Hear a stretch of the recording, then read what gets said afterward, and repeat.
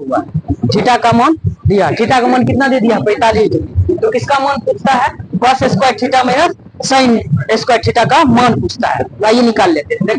देखिए cos square theta minus sin square theta, देखिए मान सिर्फ आकर के इसमें क्या कर दीजिए, बैठा दीजिए, मान बैठा दीजिए। देखिए इस तरह का कोई भी क्वेश्चन हो, कोई भी क्वेश्चन त्रिकोणमिति का, उसमें आपको मान रखना याद, मान जो होता है वो मान को आप लोग याद कर लीजिए, तभी आप त्रिकोणमिति के सवाल को आप बना सकते हैं, नहीं तो आपसे नहीं बनेगा। ठीक है, इसलिए जो है इसको आप मान बैठा दीजिए। यहाँ पर थीटा का मान दे दिया है, बैठाइए।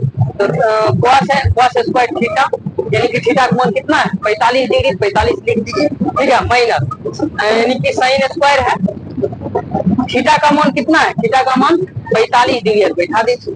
थीटा जहां जहां है वहां क्या कर दीजिए 45 डिग्री मान बैठा दीजिए। ठीक है, आप मान याद रहना चाहिए, जब तक आपको मान याद नहीं रहेगा आप क्वेश्चन को बना नहीं पाइएगा। ठीक है, अक्सर बच्चे जो है भूल जाते हैं परीक्षा में, प्रैक्टिस नहीं करने के कारण मान जो है हमेशा भूल जाते हैं। इसलिए आप लोग को ज्यादा से ज्यादा क्वेश्चन को प्रैक्टिस कीजिए, तब आपको जाकर के मान याद रहेगा। ठीक है, तो cos 45 डिग्री का मान कितना होता है 1/√2, कितना होता है cos 45 डिग्री का मान होता है 1/√2। यहाँ 1/√2 लिखे, देखिए इस पर स्क्वायर है, स्क्वायर लगा देंगे। ठीक है, माइनस sin 45 डिग्री का भी मान कितना होता है 1/√2, क्या होता है 1/√2, 1/√2 का होल स्क्वायर, स्क्वायर है तो स्क्वायर चढ़ा दिए। ठीक है, अब इसको आप गुना करिए, इसको क्या करिए गुना करिए, यानी कि 1 इस पर भी स्क्वायर है और इस पर भी स्क्वायर है। 1 होल स्क्वायर क्या होता है 1, और √2 का होल स्क्वायर कितना होता है √2 2 होता है, क्या होता है 2, यानी कि √2 का होल स्क्वायर क्या होगा 2,